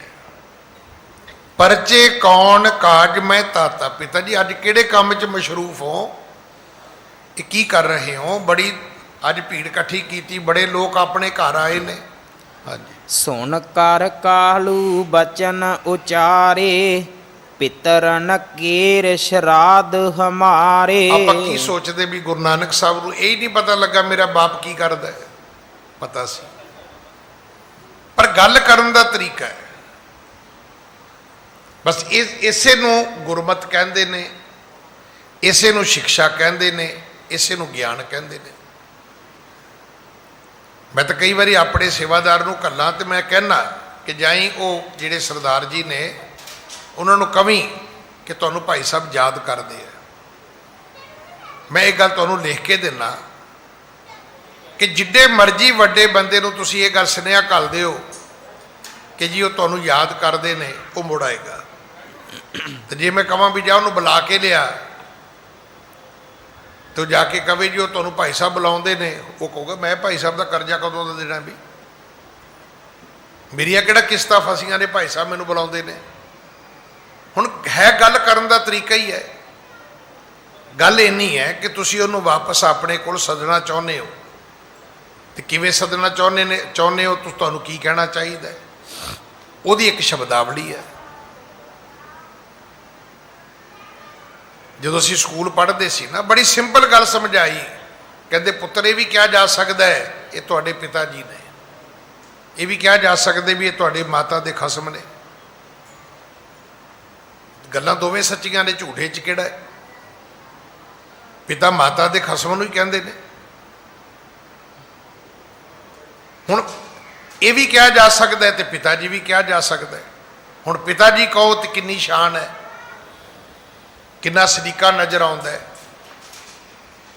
ਇੱਦਾਂ ਕਹਿਣ ਨਾਲ ਇਉਂ ਨਹੀਂ ਲੱਗਦਾ ਬੰਦਾ ਬੜਾ ਸੰਸਕਾਰੀ ਜਿਹਾ ਬੰਦਾ ਹੈ, ਪਰ ਦੂਜੇ ਸ਼ਬਦ ਬੋਲੋਗੇ ਤੁਸੀਂ ਕਹੋਗੇ ਜੀ ਬੜਾ ਹਵਾਨ ਆਦਮੀ ਹੈ ਬਈ। ਮਤਲਬ ਇਹਨੂੰ ਕਿਸੇ ਨੇ ਅਕਲ ਮੱਤ ਦਿੱਤੀ ਨਹੀਂ, ਇਹਨੂੰ ਕਿਸੇ ਨੇ ਸਮਝਾਇਆ ਹੀ ਨਹੀਂ ਵੀ ਤੂੰ ਕੀ ਬੋਲਣਾ ਕੀ ਹੈ। ਇਹ ਤਾਂ ਬੋਲਣਾ ਵੀ ਨਹੀਂ ਆਉਂਦਾ। ਤੁਹਾਡੀ ਸਾਰੀ ਪੜ੍ਹਾਈ ਲਿਖਾਈ ਮਿੱਟੀ ਹੋ ਜਾਏਗੀ ਉਸ ਵੇਲੇ। ਤੁਹਾਡਾ ਸਾਰਾ ਇਕੱਠਾ ਕੀਤਾ ਗਿਆਨ ਸਵਾਹ ਹੋ ਜਾਏਗਾ ਉਸ ਵੇਲੇ। ਹੌਲੀ ਜੀ ਪੁੱਛਿਆ, ਪਿਤਾ ਜੀ ਤੁਸੀਂ ਕਿਹੜੇ ਕੰਮ ਵਿੱਚ ਪਰਚੇ ਹੋਏ ਹੋ? ਇਹ ਕੀ ਹੋ ਰਿਹਾ ਪਿਤਾ ਜੀ? ਇੰਨੀ ਭੀੜ ਆਪਣੇ ਘਰ ਵਿੱਚ ਕਿਉਂ ਇਕੱਠੀ ਹੋਈ ਹੈ? ਅੱਗੋਂ ਪਿਤਾ ਜੀ ਕੀ ਕਹਿੰਦੇ ਨੇ? ਸੁਣ ਕਰ ਕਾਲੂ ਬਚਨ ਉਚਾਰੇ, ਪਿਤਰਨ ਕਰੇ ਕੇਰ ਸਰਾਧ ਹਮਾਰੇ। ਆਖਿਆ ਪੁੱਤਰ ਅੱਜ ਦਾ ਦਿਨ ਆਪਣੇ ਪਿਤਰਾਂ ਦੇ ਸਰਾਧ ਦਾ ਦਿਨ ਹੈ। ਸਰਾਧ ਹੁੰਦੇ ਨੇ ਮੇਰਾ ਖਿਆਲ ਸ਼ਾਇਦ 15 ਹੁੰਦੇ ਨੇ, 15 ਸਰਾਧ ਤੇ 9 ਨਰਾਤੇ ਤੇ 10ਵਾਂ ਦੁਸਹਿਰਾ। ਇਹ ਮੈਂ ਆਪਣੀ ਮਾਂ ਤੋਂ ਸੁਣਦਾ ਹੁੰਦਾ ਸੀ। ਤੇ ਪੁੱਤ 20 ਦਿਨਾਂ ਬਾਅਦ ਦੀਵਾਲੀ, ਕਿਉਂਕਿ ਉਹਨਾਂ ਨੂੰ ਕੋਈ ਨਹੀਂ ਸੀ ਪਤਾ ਹੁੰਦਾ ਵੀ ਕਿਹੜੇ ਮਹੀਨੇ 'ਚ ਦੀਵਾਲੀ ਆਉਂਦੀ ਹੈ। ਉਹ ਸਰਾਧਾਂ ਤੋਂ ਹਿਸਾਬ ਲਾ ਲੈਂਦੇ ਹੁੰਦੇ ਸੀ। ਹੁਣ ਸਰਾਧ ਆਏ ਨੇ, ਫਿਰ ਨਰਾਤੇ ਆ ਜਾਣਗੇ, ਫਿਰ ਦੁਸਹਿਰਾ ਆ ਜਾਏਗਾ, ਤੇ 20 ਦਿਨਾਂ ਬਾਅਦ ਦੀਵਾਲੀ ਆ ਜਾਏਗੀ। ਉਹਨਾਂ ਨੂੰ ਬਾਕੀ ਕੈਲਕੂਲੇਟਰ ਉਹਨਾਂ ਕੋਲੇ ਨਹੀਂ ਸੀ ਹੈਗਾ, ਕੋਈ ਗਿਣਤੀ ਮਿਣਤੀ ਨਹੀਂ ਸੀ ਆਉਂਦੀ। ਆਖਿਆ ਪੁੱਤਰ ਅੱਜ ਆਪਣੇ ਪਿਤਰਾਂ ਦਾ ਸਰਾਧ ਹੈ, ਭਾਵ ਉਹ ਦਿਨ ਜਦੋਂ ਆਪਣੇ ਮਰੇ ਹੋਏ ਘਰ ਦੇ ਬਜ਼ੁਰਗਾਂ ਦੇ ਨਿਮਿਤ ਰੋਟੀ ਕੀਤੀ ਜਾਂਦੀ ਹੈ, ਉਹਨੂੰ ਸਰਾਧ ਕਹਿੰਦੇ ਨੇ। ਹਾਂਜੀ। ਦਿਵਸ ਆਜ ਕੇ ਕਰੈ ਸਦਾਈ, ਇਹ ਸ਼ੁਭ ਰੀਤ ਸ਼ਰੁਤੀ ਨੈ ਗਾਈ। ਜਿਹੜੀਆਂ ਸ਼ਰੂਤੀਆਂ ਨੇ ਹਿੰਦੂ ਧਰਮ ਦੇ ਜਿਹੜੇ ਗ੍ਰੰਥ ਨੇ, ਉਹਦੇ ਵਿੱਚ ਜਿਹੜੀਆਂ ਸ਼ਰੂਤੀਆਂ ਨੇ ਉਹਨਾਂ ਵਿੱਚ ਲਿਖਿਆ ਹੈ ਕਿ ਆਪਣੇ ਬਜ਼ੁਰਗਾਂ ਦੇ ਨਿਮਿਤ ਸਰਾਧ ਕਰਨਾ ਚਾਹੀਦਾ ਹੈ। ਤੇ ਪੁੱਤਰ ਅੱਜ ਆਪਣੇ ਬਜ਼ੁਰਗਾਂ ਦੀ ਵਾਰੀ ਸੀ, ਇਸ ਕਰਕੇ ਮੈਂ ਸਰਾਧ ਕੀਤਾ। ਹਾਂਜੀ। ਹੇ ਪਿਤ ਸਤ ਬਚਨ ਤੁਮ ਮਾਨੋ, ਪੁੰਨਵਾਨ ਅਤਿਸ਼ੇ ਨਿਜ ਜਾਨੋ। ਆਖਿਆ ਪਿਤਾ ਜੀ ਮੇਰੀ ਇੱਕ ਗੱਲ ਸਤ ਬਚਨ ਕਰਕੇ ਮੰਨੋਗੇ? ਕਿ ਸਤ ਬਚਨ ਦਾ ਭਾਵ ਇਹ ਨਹੀਂ ਹੁੰਦਾ ਕਿ ਤੁਸੀਂ ਸਤ ਬਚਨ ਕਹਿਣਾ ਹੈ। ਸਤ ਬਚਨ ਤੋਂ ਭਾਵ ਹੁੰਦਾ ਵੀ ਕੀ ਮੇਰੀ ਗੱਲ ਨੂੰ ਸੱਚੀ ਕਰਕੇ ਮੰਨੋਗੇ। ਸਤ ਦਾ ਅਰਥ ਕੀ ਹੈ? ਅਸੀਂ ਇਹਦੇ ਅਰਥ ਉਲਟੇ ਕੱਢੇ ਹੋਏ ਨੇ ਵੀ ਮੈਂ ਜੋ ਮਰਜ਼ੀ ਕਵਾਂ ਤੁਸੀਂ ਸਤ ਬਚਨ ਕਹਿਣਾ ਹੈ। ਨਾ, ਸਤ ਬਚਨ ਤੋਂ ਭਾਵ ਹੈ ਕਿ ਤੁਹਾਡੀ ਗੱਲ ਸੱਚੀ ਹੈ। ਪਿਤਾ ਜੀ ਜੇ ਤੁਸੀਂ ਮੇਰਾ ਬਚਨ ਸਤ ਕਰਕੇ ਮੰਨੋ ਕਿ ਮੈਂ ਝੂਠ ਨਹੀਂ ਕਹਿ ਰਿਹਾ, ਮੈਂ ਤੁਹਾਨੂੰ ਸੱਚ ਕਹਿ ਰਿਹਾ, ਮੈਂ ਤੁਹਾਨੂੰ ਸੱਚ ਕਹਿ ਰਿਹਾ, ਤਾਂ ਫਿਰ ਪੁੰਨਵਾਨ ਅਤਿਸ਼ੈ ਨਿਜ ਜਾਨੋ। ਤੁਹਾਨੂੰ ਆਪਣੇ ਆਪ ਨੂੰ ਪੁੰਨਵਾਨ ਸਮਝਣਾ ਚਾਹੀਦਾ ਹੈ। ਤੁਹਾਨੂੰ ਸਰਾਧਾਂ ਦੀ ਲੋੜ ਨਹੀਂ ਹੈ। ਤੁਸੀਂ ਆਪਣੇ ਆਪ ਦੇ ਵਿੱਚ ਪੁੰਨਵਾਨ ਹੋ। ਤੁਹਾਡਾ ਜਨਮ ਲੈਣਾ ਹੀ ਜਿਹੜਾ ਹੈ ਉਹ ਆਪਣੇ ਆਪ ਦੇ ਵਿੱਚ ਇੱਕ ਬੜਾ ਵੱਡਾ ਪੁੰਨ ਹੈ। ਮੈਂ ਇੱਕ ਵਾਰੀ ਕਿਸੇ ਦੇ ਨਾਲ ਕਿਸੇ ਨੂੰ ਮਿਲਣ ਗਿਆ, ਉਹ ਕਹਿੰਦਾ ਗਿਆਨੀ ਜੀ ਪ੍ਰਸ਼ਾਦਾ ਛਕਣਾ ਹੈ? ਮੈਂ ਕਿਹਾ ਜੀ ਛਕਣਾ ਹੈ। ਕਹਿੰਦਾ ਬਣਾਈਏ ਫਿਰ? ਮੈਂ ਕਿਹਾ ਬਣਾ ਲਓ। ਹੁਣ ਉਹ ਕਦੇ ਮੇਰੇ ਵੱਲ ਵੇਖੇ ਕਦੇ ਆਪਣੇ ਵੱਲ ਵੇਖੇ, ਉਹਨੇ ਸੋਚਿਆ ਵੀ ਗਿਆਨੀ ਜੀ ਕਹਿਣਗੇ ਮੈਂ ਖਾ ਕੇ ਆਇਆ। ਕਹਿੰਦਾ ਮੈਂ ਵਿਆਹ ਤੇ ਚੱਲਿਆ। ਮੈਂ ਕਿਹਾ ਫਿਰ? ਕਹਿੰਦਾ ਉੱਥੇ ਨਾ ਖਾਈਏ। ਮੈਂ ਕਿਹਾ ਉੱਥੇ ਖਾ ਲਾਂਗੇ। ਮੈਂ ਉਹਨਾਂ ਦੇ ਨਾਲ ਵਿਆਹ ਤੇ ਚਲਾ ਗਿਆ। ਹੁਣ ਉਹਨਾਂ ਨੇ ਸ਼ਗਨ ਦਿੱਤਾ। ਮੈਂ ਕਿਹਾ ਜੀ ਮੈਨੂੰ ਵੀ ਦੇਣਾ ਪਊਗਾ। ਕਹਿੰਦਾ ਨਹੀਂ ਤੁਸੀਂ ਨਹੀਂ ਦੇਣਾ। ਮੈਂ ਕਿਉਂ? ਕਹਿੰਦਾ ਤੁਹਾਡਾ ਆਉਣਾ ਹੀ ਸ਼ਗਨ ਵਰਗਾ ਹੁੰਦਾ ਹੈ। ਕਹਿੰਦੇ ਇਹਨਾਂ ਨੇ ਉਦੋਂ ਹੀ ਖੁਸ਼ ਹੋ ਜਾਣੇ ਵੀ ਹੈਡਗ੍ਰੰਥੀ ਸਾਹਿਬ ਆਏ ਨੇ। ਕਈਆਂ ਦਾ ਜਨਮ ਹੀ ਆਪਣੇ ਆਪ ਦੇ ਵਿੱਚ ਪੁੰਨ ਹੈ। ਕਈਆਂ ਨੂੰ ਜਨਮ ਲੈ ਕੇ ਪੁੰਨ ਕਰਨੇ ਪੈਂਦੇ ਨੇ। ਪਿਤਾ ਕਾਲੂ ਦਾ ਜਨਮ ਪੁੰਨ ਹੈ। ਕਿਵੇਂ? ਕਿਉਂਕਿ ਪਿਤਾ ਕਾਲੂ ਕਰਕੇ ਗੁਰੂ ਨਾਨਕ ਦਾ ਜਨਮ ਹੋਇਆ ਹੈ। ਹੁਣ ਇਹ ਕਥਾ ਸੁਣਨ ਵਾਲੀ ਹੈ। ਹਾਂਜੀ। ਪਿਤਰ ਗਏ ਤੁਮਰੇ ਅਸ ਠੌਰੀ, ਭੂਖ ਰੋ ਪਿਆਸ ਜਹਾਂ ਨਹਿ ਥੋਰੀ। ਆਖਿਆ ਪਿਤਾ ਜੀ ਤੁਹਾਡੇ ਪਿੱਤਰ ਤੁਹਾਡੇ ਕਰਕੇ ਹੁਣ ਉੱਥੇ ਚਲੇ ਗਏ ਨੇ ਜਿੱਥੇ ਭੁੱਖ ਪਿਆਸ ਹੈ ਹੀ ਨਹੀਂ। ਉੱਥੇ ਨੇ। ਹੁਣ ਉਹ ਕਿਹੜਾ ਦੇਸ਼ ਹੈ ਭਾਈ ਜਿੱਥੇ ਭੁੱਖ ਨਹੀਂ ਲੱਗਦੀ, ਜਿੱਥੇ ਪਿਆਸ ਨਹੀਂ ਲੱਗਦੀ?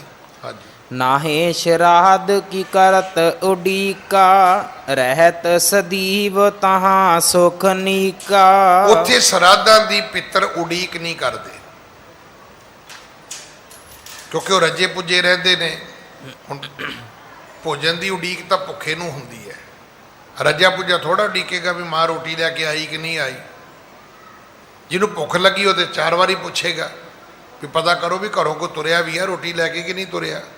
ਹਾਂਜੀ। ਜਿਨ ਕੇ ਪਿਤਰ ਅਸਨ ਜਲ ਚੈਹੀ, ਕਰਨੋ ਸਰਾਧ ਤਿਨੇ ਕੋ ਐਹੀ। ਜਿਨ੍ਹਾਂ ਦੇ ਪਿੱਤਰ ਪਾਣੀ ਤੇ ਰੋਟੀ ਖਾਣੀ ਚਾਹੁੰਦੇ ਹੋਣ, ਖਾਂਦੇ ਹੋਣ, ਜਿਨ੍ਹਾਂ ਨੂੰ ਰੋਟੀ ਪਾਣੀ ਦੀ ਲੋੜ ਹੋਵੇ, ਜਿਨ੍ਹਾਂ ਦੇ ਬਜ਼ੁਰਗਾਂ ਨੂੰ, ਉਹਨਾਂ ਦੇ ਬੱਚਿਆਂ ਨੂੰ ਸਰਾਧ ਕਰਨੇ ਚਾਹੀਦੇ ਨੇ।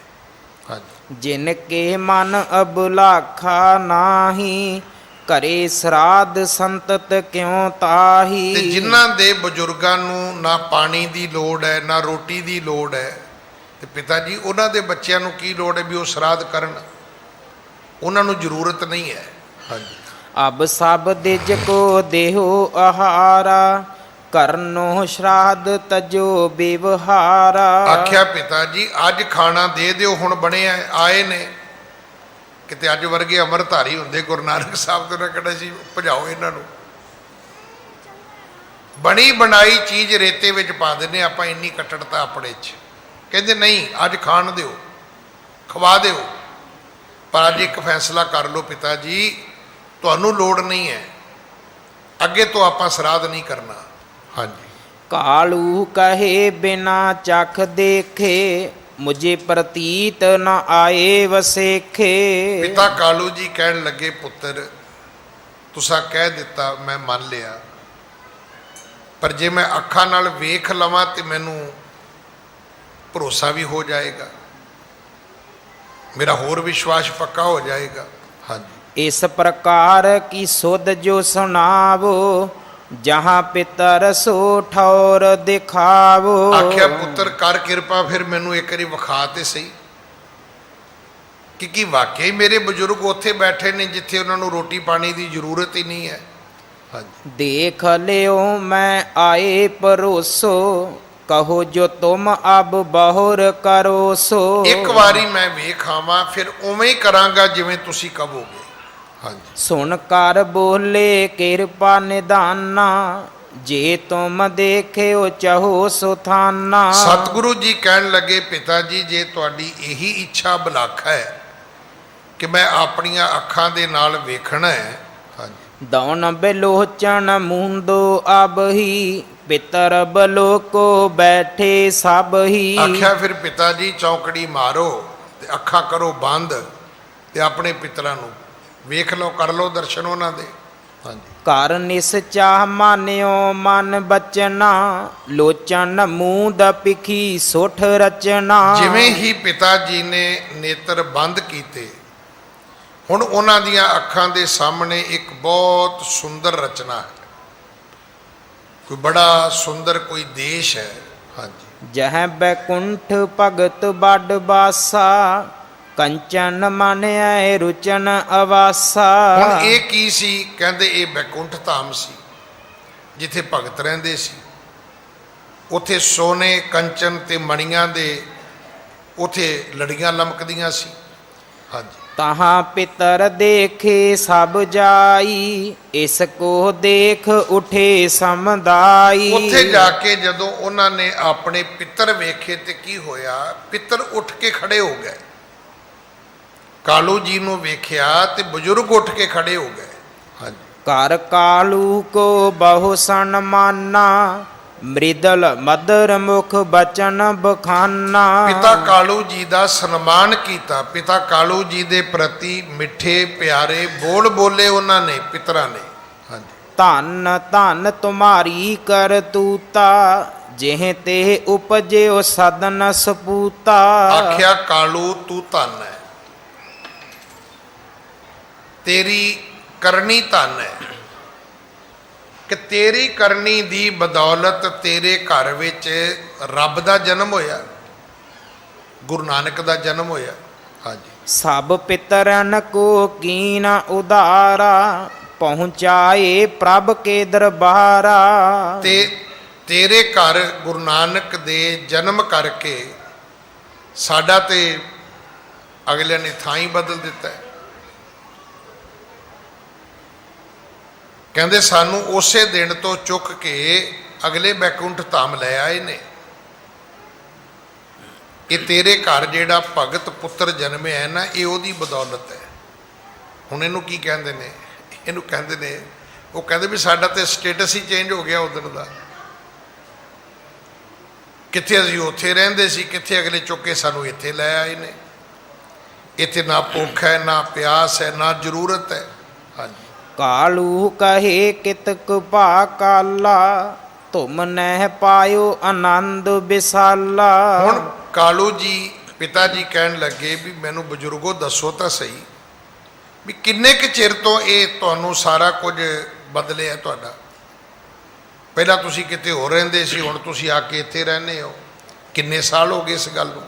ਕਿੰਨਾ ਸਮਾਂ ਹੋ ਗਿਆ ਇਸ ਗੱਲ ਨੂੰ? ਇਹ ਕਦੋਂ ਦੀ ਗੱਲ ਹੈ? ਹਾਂਜੀ। ਬਸੇ ਆਨ ਸ਼੍ਰੀ ਹਰਿ ਕੇ ਲੋਗਾ, ਜਹ ਮਦ ਮਾਨ ਮੋਹ ਨਹਿ ਸੋਗਾ। ਤੁਸੀਂ ਇੱਥੇ ਹਰੀ ਕੇ ਲੋਕ ਬਣ ਕੇ ਕਦੋਂ ਦੇ ਵਸੇ ਹੋ? ਇੱਥੇ ਤੁਹਾਡਾ ਮਾਨ ਮੋਹ ਭੁੱਖ ਪਿਆਸ ਇਹ ਕਦੋਂ ਦੀ ਮਿਟੀ ਹੈ? ਹਾਂਜੀ। ਸੁਣ ਕਾਲੂ ਜਬ ਸਦਨ ਤੁਮਾਰੇ ਅਵਤਰਿਓ ਸ਼੍ਰੀ ਏਕ ਓੰਕਾਰੇ। ਆਖਿਆ ਕਾਲੂ ਉਸ ਦਿਨ ਜਿਸ ਦਿਨ ਤੇਰੇ ਘਰ ਏਕ ਓੰਕਾਰ ਨੇ ਅਵਤਾਰ ਧਾਰਨ ਕੀਤਾ ਹੈ। ਜਿੱਦਣ ਰੱਬੀ ਅਵਤਾਰ ਗੁਰੂ ਨਾਨਕ ਤੇਰੇ ਘਰ ਜਨਮਿਆ, ਉਧਰ ਉਹਦਾ ਜਨਮ ਹੁੰਦਾ ਹੈ, ਇਧਰ ਸਾਡਾ ਸਟੇਟਸ ਚੇਂਜ ਹੁੰਦਾ ਹੈ। ਅਗਲਿਆਂ ਨੇ ਸਾਨੂੰ ਚੁੱਕ ਕੇ ਦੂਜੀ ਥਾਂ ਤੇ ਲੈ ਆਂਦਾ ਹੈ। ਇਹ ਸ਼ਬਦ ਅਸੀਂ ਅੱਜ ਵੀ ਪੜ੍ਹਦੇ ਹਾਂ, ਪਿਤਰੀ ਹੋਏ ਉਧਾਰੋ ਸੋ ਹਰ ਹਰ ਤੁਮ ਨਿਤ ਹੀ ਜਾਪੋ। ਪੂਤਾ ਮਾਤਾ ਕੀ ਅਸੀਸ ਨਿਮਖ ਨਾ ਬਿਸਰੋ, ਤੁਮ ਕੋ ਹਰ ਹਰ ਸਦਾ ਭਜੋ ਜਗਦੀਸ਼। ਪੁੱਤਰਾ ਮੈਂ ਤੈਨੂੰ ਅਸੀਸ ਦਿੰਨੀ ਆ, ਗੁਰੂ ਮਾਂ ਕਹਿੰਦੀ ਹੈ, ਤੈਨੂੰ ਕਦੇ ਪਰਮਾਤਮਾ ਨਾ ਭੁੱਲੇ। ਕਿਉਂਕਿ ਪਰਮਾਤਮਾ ਦਾ ਨਾਮ ਜਪਣ ਨਾਲ ਕੀ ਹੁੰਦਾ ਹੈ? ਕਹਿੰਦੇ ਬੰਦੇ ਦਾ ਤੇ ਉਧਾਰ ਹੁੰਦਾ, ਪਿਤਰਾਂ ਦਾ ਵੀ ਉਧਾਰ ਹੁੰਦਾ। ਤੁਹਾਡੇ ਜਿਹੜੇ ਮਰ ਚੁੱਕੇ ਬਜ਼ੁਰਗ ਨੇ ਉਹਨਾਂ ਨੂੰ ਵੀ ਇਹਦਾ ਪੁੰਨ ਫਲ ਮਿਲਦਾ ਹੈ। ਹਾਂਜੀ। ਤਬ ਕੇ ਆਨ ਬਸੇ ਇਹ ਥਾਨਾ ਅਚੁੱਤ ਪਦਵੀ ਆਨੰਦ ਮਹਾਨਾ। ਉਦੋਂ ਦੇ ਅਸੀਂ ਇਸ ਅਚੁੱਤ ਪਦਵੀ ਨੂੰ ਪ੍ਰਾਪਤ ਹੋਏ ਹਾਂ, ਇੱਥੇ ਆ ਕੇ ਵਸੇ ਹਾਂ। ਹਾਂਜੀ। ਸੁਤ ਕੋ ਸੁਤ ਨਾ ਜਾਣ ਵੱਡ ਭਾਗੀ, ਹਰ ਸੋ ਲਖੋ ਹੋ ਅਨਰਾਗੀ। ਆਖਿਆ ਕਾਲੂ ਅੱਜ ਤੋਂ ਬਾਅਦ ਆਪਣੇ ਪੁੱਤਰ ਨੂੰ ਪੁੱਤਰ ਨਾ ਸਮਝੀ, ਆਪਣੇ ਪੁੱਤਰ ਨੂੰ ਨਿਰੰਕਾਰ ਸਮਝੀ, ਉਹ ਪਰਮੇਸ਼ਰ ਰੂਪ ਹੈ। ਹਾਂਜੀ। ਸੁਣ ਬਚ ਸੁਖ ਪਿਖ ਕੈ ਸਮਦਾਈ, ਰਹਿਓ ਸੋ ਲਖੋ ਸੋ ਕਾਲੂ ਔਰ ਬਿਸਮਾਈ। ਇਉਂ ਜਾਣ ਕੇ ਵੇਖ ਕੇ ਪਿਤਾ ਕਾਲੂ ਜੀ ਜਿਹੜੇ ਸੀ, ਉਹ ਸੁਣ ਬਚ ਸੁਖ ਪਿਖ ਕੈ ਸੁਖ ਸਮਦਾਈ, ਰਹਿਓ ਸੋ ਕਾਲੂ ਔਰ ਬਿਸਮਾਈ। ਬੜੇ ਅਚੰਭਤ ਹੋਏ, ਹੈਰਾਨ ਹੋਏ ਵੀ ਮੇਰੇ ਘਰ ਨਾਨਕ ਦੇ ਜਨਮ ਤੋਂ ਹੀ ਇਹ ਸਾਰੇ ਪਿਤਰਾਂ ਦਾ ਵੀ ਉਧਾਰ ਹੋ ਗਿਆ। ਤਜਨੇ ਕੀ ਅਬਲਾਖ ਨ ਕਰਈ, ਰਹੋ ਇਹਾਂ ਮੈਂ ਹਿਰਦੈ ਵਿਚਰਈ। ਕਹਿੰਦੇ ਪਿਤਾ ਜੀ ਦਾ ਮਨ ਕਰਦਾ ਵੀ ਹੁਣ ਮੈਂ ਇੱਥੇ ਹੀ ਰਹਿ ਜਾਵਾਂ, ਇਸ ਤੋਂ ਸੁੰਦਰ ਥਾਂ ਦੇਸ਼ ਲੋਕ ਕਿਹੜਾ ਪ੍ਰਾਪਤ ਹੋ ਸਕਦਾ ਹੈ। ਸਮੇਂ ਦੀ ਇੱਕ ਆਪਣੀ ਸੀਮਾ ਹੈ। ਇਹ ਲੜੀਵਾਰ ਕਥਾ ਸਤਿਗੁਰੂ ਕਿਰਪਾ ਕਰਨ ਆਪਾਂ ਕੱਲ ਗੁਰੂ ਕੀ ਗੋਦ ਵਿੱਚ ਬੈਠ ਕੇ ਸੁਣੀਏ। ਕੱਲ ਮਹੀਨੇ ਦਾ ਉਪਦੇਸ਼ ਵੀ ਸੁਣਾਂਗੇ। ਅੱਜ ਦਾ ਜਿਹੜਾ ਵਿਸ਼ੇਸ਼ ਦੀਵਾਨ ਹੈ, ਇਹ ਨਾਨਕਸ਼ਾਹੀ ਕੈਲੰਡਰ ਦਾ ਜਿਹੜਾ ਨਵਾਂ ਸਾਲ 523ਵਾਂ ਹੈ, 553ਵਾਂ, ਇਹ ਉਹਦੀ ਆਮਦ ਦੇ ਵਿੱਚ ਹੈ, ਉਹਨੂੰ ਖੁਸ਼ ਆਮਦੀਦ ਕਹਿਣ ਦੇ ਵਿੱਚ ਹੈ। ਵੇਖੋ ਦੁਨੀਆ 'ਚ ਬੜੇ ਕੈਲੰਡਰ ਨੇ।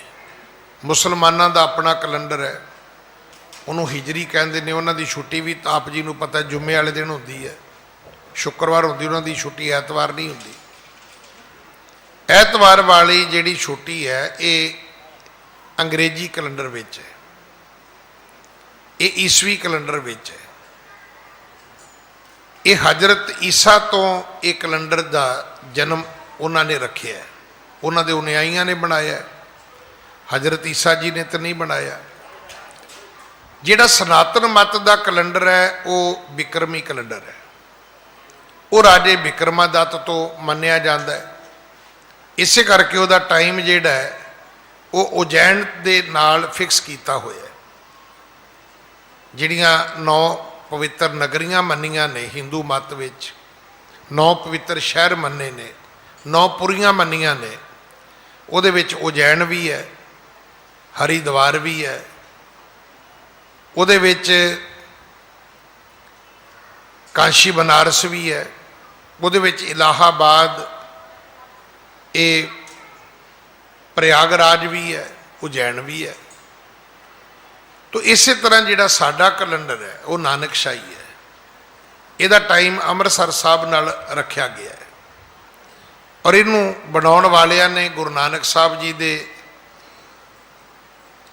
ਜਨਮ ਤੋਂ ਇਸ ਕੈਲੰਡਰ ਦਾ ਆਗਾਜ਼ ਮੰਨਿਆ ਗਿਆ ਹੈ। ਜਿਵੇਂ 2 ਸਾਲ ਪਹਿਲਾਂ ਅਸੀਂ ਗੁਰੂ ਸਾਹਿਬ ਦਾ 550 ਸਾਲਾ ਮਨਾਇਆ, ਹੁਣ ਜਿਹੜਾ ਅਗਲਾ ਸਾਲ ਸ਼ੁਰੂ ਹੋਣਾ ਹੈ ਇਹ 53ਵਾਂ ਹੈ। ਮੈਂ ਇੱਕ ਬੇਨਤੀ ਕਰਾਂ, ਕੈਲੰਡਰ ਗੁਰਬਾਣੀ ਨਹੀਂ ਹੈ। ਅਸੀਂ ਕੈਲੰਡਰ ਦੇ ਲਈ ਨਾ ਲੜ ਕੇ ਮਰਨ ਲਈ ਤਿਆਰ ਹੋਏ ਬੈਠੇ ਆ। ਕੈਲੰਡਰ ਸਿਰਫ ਇੱਕ ਕੈਲਕੂਲੇਟਰ ਹੈ, ਦਿਨਾਂ ਦਾ, ਟਾਈਮ ਦਾ ਇਹ ਜਮਾ ਘਟਾਓ ਹੈ, ਬਾਕੀ ਇਹ ਕੁਝ ਵੀ ਨਹੀਂ ਹੈ। ਮੈਂ ਤੇ ਪਿਛਲੇ ਸਾਲ ਵੀ ਬੇਨਤੀ ਕੀਤੀ ਸੀ ਵੀ ਮੈਨੂੰ ਨਹੀਂ ਗੱਲ ਇੱਕ ਸਮਝ ਆਈ। ਤੁਸੀਂ ਵੱਡੇ ਤੋਂ ਵੱਡੇ ਸਿਆਸੀ ਬੰਦੇ ਕੋਲ ਜਾਇਓ, ਈਵਨ ਪ੍ਰਧਾਨ ਮੰਤਰੀ ਕੋਲ ਚਲੇ ਜਾਓ ਕਿ ਮੇਰੀ ਸਿਹਤ ਠੀਕ ਨਹੀਂ ਹੈ, ਉਹ ਠੀਕ ਉਹ ਕਹੇਗਾ ਵੀ ਥੋੜੀ ਜੀ ਜਵੈਣ ਦੀ ਫੱਕੀ ਲੈ ਲਓ ਜੀ, ਥੋੜੀ ਜੀ ਰਾਮਦੇਵ ਕੋਲੋਂ ਦਵਾਈ ਲੈ ਲਓ ਜੀ। ਪਰ ਇੱਕ ਗੱਲ ਹੋਰ ਜ਼ਰੂਰ ਕਹੂਗਾ ਕਿ ਤੁਸੀਂ ਆਪਣੇ ਸਾਰੇ ਟੈਸਟ ਕਰਾਓ ਤੇ ਕਿਸੇ ਚੰਗੇ ਡਾਕਟਰ ਨੂੰ ਵਿਖਾਓ। ਮਤਲਬ ਸਰੀਰ ਬਾਰੇ ਡਾਕਟਰ ਹੀ ਦੱਸ ਸਕਦਾ ਹੈ। ਤੁਸੀਂ ਕਿਸੇ ਸਾਧੂ ਮਹਾਤਮਾ ਕੋਲ ਚਲੇ ਜਾਓ, ਉਹ ਵੀ ਤੁਹਾਨੂੰ ਇਹ ਵੀ ਕਹੇਗਾ ਚਲੋ ਜੀ ਮੈਂ ਤੁਹਾਡੇ ਲਈ ਪ੍ਰਾਰਥਨਾ ਕਰਦਾ, ਪਰ ਕਿਸੇ ਚੰਗੇ ਡਾਕਟਰ ਦੀ ਸਲਾਹ ਵੀ ਲੈ ਲਓ। ਤਾਂ ਮੈਂ ਵੀ ਬੇਨਤੀ ਕਰਦਾ ਵੀ ਕੈਲੰਡਰ ਬਾਰੇ ਜਿਹੜੇ ਚੰਗੇ ਡਾਕਟਰ ਨੇ ਉਹਨਾਂ ਦੀ ਸਲਾਹ ਲੈ ਲਓ, ਜਿਹਨੂੰ ਕੈਲੰਡਰ ਦੀ ਨੌਲੇਜ ਹੋਵੇ। ਹੁਣ ਜਿਹਨੂੰ ਮੇਰੇ ਵਰਗੇ ਨੂੰ ਪ੍ਰਕਾਸ਼ ਕਰਨਾ ਨਹੀਂ ਆਉਂਦਾ, ਸੁਖਾਸਨ ਕਰਨਾ ਨਹੀਂ ਆਉਂਦਾ, ਰਹਿ ਰਾਸ ਪੜ੍ਹਨੀ ਨਹੀਂ ਆਉਂਦੀ, ਉਹ ਕਹਿੰਦਾ ਜੀ ਮੈਂ ਦੱਸੂਗਾ ਤੁਹਾਨੂੰ ਕੈਲੰਡਰ ਕੀ ਹੁੰਦਾ ਹੈ। ਕੈਲੰਡਰ ਟਾਈਮ ਦਾ ਇੱਕ ਕੈਲਕੂਲੇਟਰ ਹੈ, ਇੱਕ ਮੈਥ ਹੈ। ਇਹ ਜਿਹੜੇ ਐਕਸਪਰਟ ਨੇ ਇਹ ਉਹਨਾਂ ਦਾ ਸਬਜੈਕਟ ਹੈ, ਸਾਨੂੰ ਉਹਨਾਂ ਤੇ ਛੱਡ ਦੇਣਾ ਚਾਹੀਦਾ ਕਿ ਤੁਸੀਂ ਭਾਈ ਇਹਦੀ ਗਿਣਤੀ ਮਿਣਤੀ ਕਰਕੇ ਇਹਨੂੰ ਫਿਕਸ ਕਰੋ, ਅਸੀਂ ਇਹਦਾ ਸਨਮਾਨ ਕਰਦੇ ਹਾਂ। ਪਰ ਅੱਜ ਦੀ ਤਰੀਕ ਵਿੱਚ ਜੋ ਸਾਨੂੰ ਅਕਾਲ ਤਖਤ ਸਾਹਿਬ ਜੀ ਦਾ ਹੁਕਮ ਹੈ ਉਹਦੇ ਅਨੁਸਾਰ ਇਹ ਸਾਲ ਸਵੇਰੇ ਆਰੰਭ ਹੋਣਾ ਹੈ। ਚੇਤਰ ਦਾ ਮਹੀਨਾ ਚੜ੍ਹਨਾ ਹੈ। ਚੇਤ, ਵਿਸਾਖ, ਜੇਠ, ਅਸਾੜ ਇਹ ਸਾਡੇ ਮਹੀਨੇ ਨੇ ਨਾਨਕਸ਼ਾਹੀ ਦੇ, ਸਾਡੇ ਜਨਵਰੀ ਫਰਵਰੀ ਨਹੀਂ ਹੈ। ਸੋ ਇਸ ਕਰਕੇ ਅੱਜ ਦਾ ਜਿਹੜਾ ਰਾਤ ਦਾ ਦੀਵਾਨ ਹੈ, ਜਿਵੇਂ 31 ਦਸੰਬਰ ਨੂੰ ਹੁੰਦਾ ਹੈ, ਕੀ ਤੁਸੀਂ ਸੋਚਦੇ ਵੀ 31 ਦਸੰਬਰ ਦੇ ਪ੍ਰੋਗਰਾਮ ਪਹਿਲਾਂ ਤੋਂ ਹੁੰਦੇ ਸੀ? ਨਹੀਂ। ਦਿੱਲੀ ਵਿੱਚ ਸਭ ਤੋਂ ਪਹਿਲਾਂ ਹੋਇਆ ਟਿਕਾਣਾ ਸਾਹਿਬ, ਮੇਰੇ ਖਿਆਲ ਉਹਨਾਂ ਨੂੰ ਵੀ 42 ਕੁ ਸਾਲ ਹੋਏ ਨੇ ਤੇ 30 ਸਾਲ ਮੈਨੂੰ ਹੋ ਗਏ ਨੇ ਦਿੱਲੀ 'ਚ। ਜਿਹੜੇ ਦਿੱਲੀ ਕਮੇਟੀ 'ਚ ਸ਼ੁਰੂ ਹੋਏ ਨੇ ਮੇਰੇ ਹੁੰਦਿਆਂ ਹੋਏ ਨੇ। ਪਹਿਲਾਂ ਦਿੱਲੀ ਕਮੇਟੀ 'ਚ ਕੋਈ ਨਵਾਂ ਸਾਲ ਨਹੀਂ ਸੀ ਮਨਾਉਂਦਾ, ਕਿਸੇ ਗੁਰਦੁਆਰੇ ਨਹੀਂ ਸੀ ਮਨਾਉਂਦੇ। ਇਹ 30 ਕੁ ਸਾਲਾਂ ਤੋਂ ਹੀ ਉਦੋਂ ਸਰ ਰਜਿੰਦਰ ਸਿੰਘ ਮੋਂਗਾ ਹੁੰਦੇ ਸੀ, ਮਾਨ ਸਿੰਘ ਘਈ ਹੁੰਦੇ ਸੀ, ਇੰਦਰਪਾਲ ਸਿੰਘ ਖਾਲਸਾ ਹੋਰੀ ਹੁੰਦੇ ਸੀ। ਉਹਨਾਂ ਨੇ ਫੈਸਲਾ ਕੀਤਾ ਵੀ ਲੋਕ ਹੋਟਲਾਂ 'ਚ ਜਾਂਦੇ ਨੇ, ਪੱਬਾਂ ਕਲੱਬਾਂ 'ਚ ਜਾਂਦੇ ਨੇ, ਆਪਾਂ ਗੁਰਦੁਆਰੇ ਬੁਲਾਈਏ। ਅੱਜ ਗੁਰਪੁਰਬ ਨਾਲੋਂ ਵੀ ਜ਼ਿਆਦਾ ਸੰਗਤ ਹੁੰਦੀ 1 ਜਨਵਰੀ ਵਾਲੇ ਦਿਨ। ਇਹ ਮੇਰਾ ਕਹਿਣ ਤੋਂ ਭਾਵ ਇਹ ਹੈ ਕਿ ਇਹ ਜਿਹੜਾ ਦਿਨ ਅੱਜ ਅਸੀਂ ਮਨਾ ਰਹੇ ਹਾਂ ਇਹ ਵੀ ਭਰੇਗਾ, ਪਰ ਟਾਈਮ ਲੱਗੇਗਾ। ਉਹਨੂੰ ਵੀ ਭਰਦਿਆਂ ਟਾਈਮ ਲੱਗਾ ਸੀ, 10-15 ਸਾਲ ਲੱਗੇ ਸੀ। ਮੁੜ ਕੇ 31 ਦਸੰਬਰ ਸਾਰੇ ਲੋਕ ਇੱਥੇ ਆਉਣ ਲੱਗ ਗਏ, ਜਿਹੜੇ ਇੱਥੇ ਨਹੀਂ ਆਉਂਦੇ ਉਹ ਦਰਬਾਰ ਸਾਹਿਬ ਚਲੇ ਜਾਂਦੇ ਨੇ। ਸੋ ਇਹ ਨਵਾਂ ਸਾਲ ਅੱਜ ਰਾਤ ਸ਼ੁਰੂ ਹੋਣਾ ਹੈ। ਉਸ ਸਾਲ ਨੂੰ ਖੁਸ਼ ਆਮਦੀਦ ਕਹਿਣ ਵਾਸਤੇ ਅੱਜ ਦਾ ਦੀਵਾਨ ਸਜਿਆ।